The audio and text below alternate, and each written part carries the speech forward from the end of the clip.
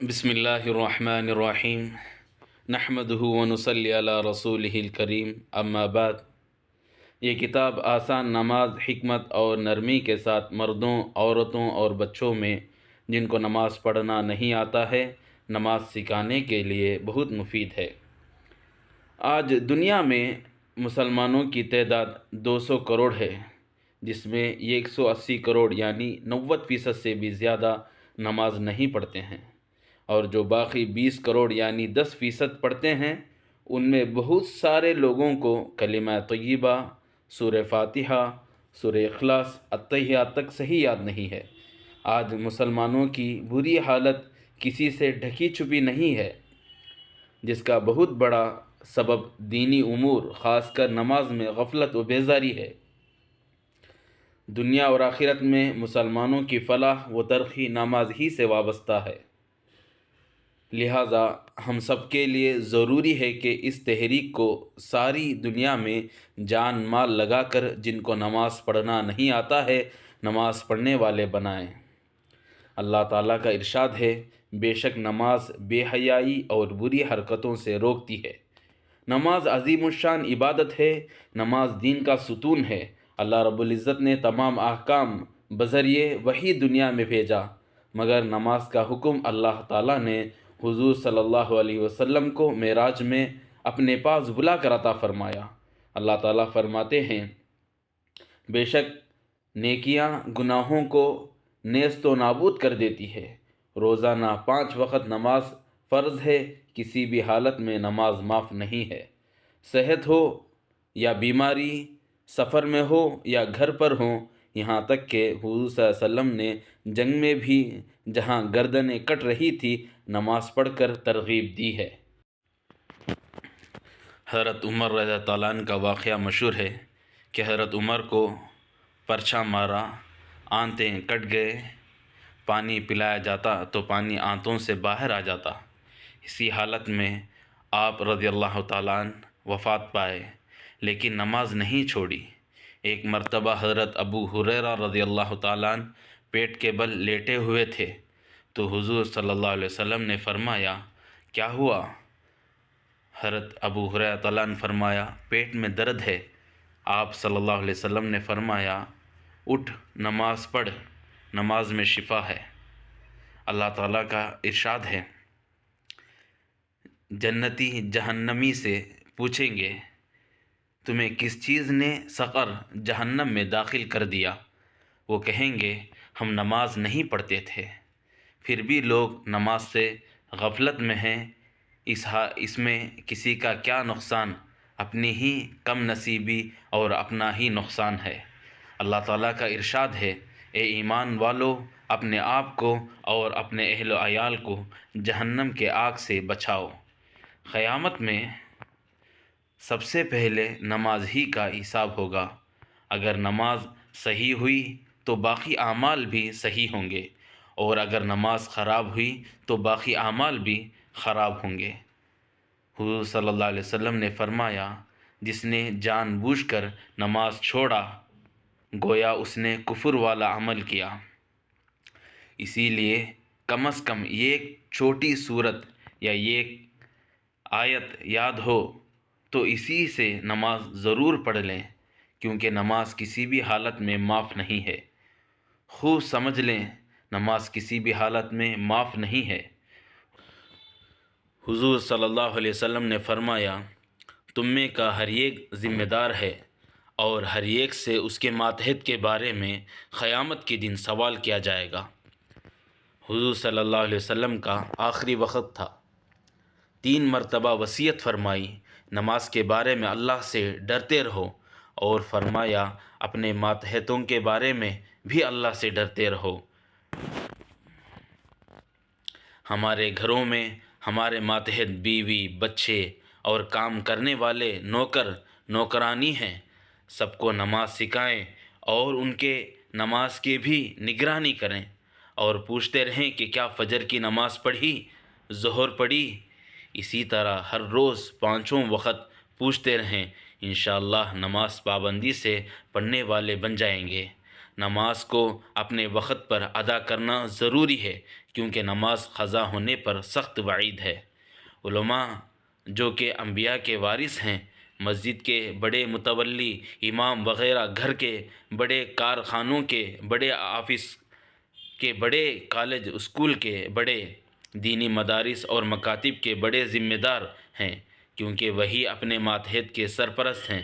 وہ سب کو فکر دلائیں، اور حضور صلی اللہ علیہ وسلم نے فرمایا، حضور صلی اللہ علیہ وسلم کے فرمان کے مطابق اس کو اپنے ذمہ داری سمجھتے ہوئے، اللہ کے پاس جواب دہی سے ڈرتے ہوئے، ہر ایک ذمہ دار اپنے ماتحتوں میں سے جن کو پڑھنا لکھنا نہیں آتا ہے، ان کو یہ چھوٹا آسان نصاب یاد کرا کے نصاب چارٹ اور نماز چارٹ میں ہر نماز پڑھنے کے بعد رائٹ کا نشان لگا کر مکمل پر کر کے پابندی سے نماز پڑھنے کی ترغیب دیں۔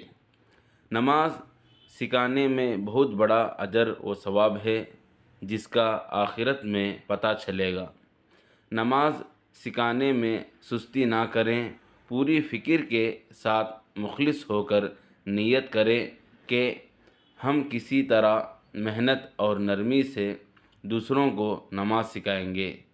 اگر ہر گھر میں تمام لوگ نمازی ہو جائیں تو سارا محلہ، سارا شہر، سارا ملک میں تمام لوگ نمازی ہو سکتے ہیں۔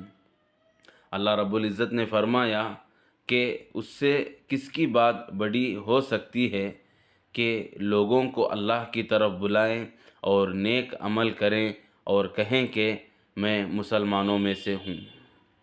حضور صلی اللہ علیہ وسلم نے فرمایا، جب تمہارے بچے 7 برس کے ہو جائیں نماز پڑھنے کو کہو، اور جب 10 برس کے ہو جائیں اور نماز نہ پڑھیں تو مار کر نماز پڑھاؤ۔ حالانکہ اس عمر میں نماز فرض نہیں ہوتی، بلکہ مقصد تو بچوں کی تربیت ہے، جو اسی عمر میں ہو سکتی ہے۔ حضور صلی اللہ علیہ وسلم نے فرمایا کہ کوئی باپ اپنے اولاد کو اس سے افضل عطیہ نہیں دے سکتا کہ اس کی اچھی تعلیم و تربیت کرے۔ بچوں کو کوئی بھی چیز یاد کرنا آسان ہے، اسی لیے گھروں میں جن کو نماز پڑھنا نہیں آتا ہے وہ بچوں سے سیکھ لیں، شرم محسوس نہ کریں، کیونکہ یہ جنت اور جہنم کا معاملہ ہے۔ اللہ تعالیٰ کا ارشاد ہے، جو جہنم سے بچا لیا گیا اور جنت داخل ہو گیا وہی حقیقت میں کامیاب ہوگا۔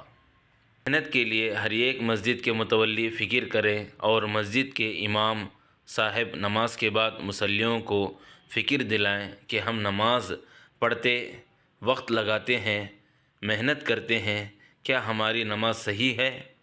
کیا اللہ تعالیٰ کے پاس مقبول ہے؟ ورنہ کتنی افسوس کی بات ہے۔ اسی لیے ہم اپنی نمازوں کو جاننے والوں سے صحیح کر لیں، اسی میں عقل مندی ہے۔ چونکہ نماز اتنی اہم اور ضروری عبادت ہے کہ جس کے بغیر دین کا تصور ہی ممکن نہیں۔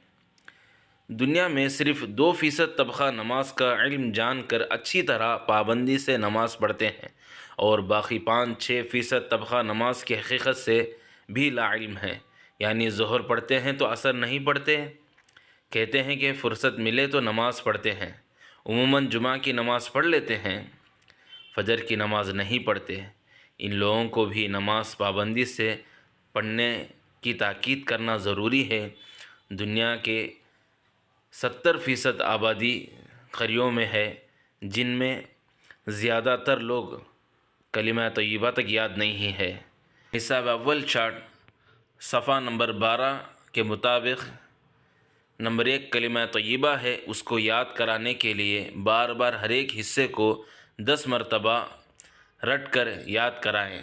مثلا لا الہ 10 مرتبہ رٹیں، یاد ہونے کے بعد الا اللہ 10 مرتبہ رٹیں، پھر لا الہ الا اللہ ملا کر 10 مرتبہ رٹیں۔ اسی طرح محمد الرسول 10 مرتبہ، رسول اللہ 10 مرتبہ رٹیں، پھر محمد الرسول اللہ 10 مرتبہ رٹیں، پھر مکمل لا الہ الا اللہ محمد الرسول اللہ 10 مرتبہ رٹیں۔ جب تک کلمہ طیبہ پوری طرح زبان پر نہ آ جائیں اس وقت تک رٹتے رہیں۔ اس کے بعد نمبر 2 وضو کے فرائض، نمبر 3 غسل کے فرائض، نمبر 4 تیمم کے فرائض اچھی طرح سکھا کر سنت طریقے سے وضو غسل تیمم کرنا سمجھا دیں۔ جس طرح کلمہ طیبہ چھوٹے چھوٹے حصے کر کے یاد کرے ہیں، اسی طرح نمبر 5 سورۃ الفاتحہ، نمبر 6 سورۃ الاخلاص، نمبر 7 تشہد، نمبر 8 اللہم صلی علی محمد اور نمبر 9 استغفر اللہ یاد کرائیں، اور نماز کا عملی مشق سکھا دیں جس میں تکبیر اولیٰ، رکوع، سجدہ، قومہ، جلسہ، سلام وغیرہ جو چیزیں بھی نماز میں پڑھی جاتی ہیں سکھا کر نماز 5 وقتہ پڑھنا شروع کرا دیں۔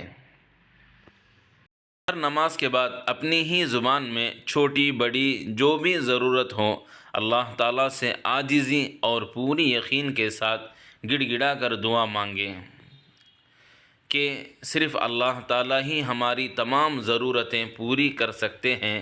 انشاءاللہ ضرور اللہ رب العزت ہماری دعاؤں کو قبول فرمائیں گے۔ نوٹ: جو بھی نصاب اول آسان نماز کے 10 نمبرات میں سے کسی ایک نمبر کو یاد کر لے ہیں تو اسے خانے میں رائٹ کا نشان لگائیں، اور جو بھی پوری 10 نمبر سیکھ لے ہیں 5 وقت نماز پابندی سے پڑھ کر نماز چارٹ میں رائٹ کا نشان لگائیں۔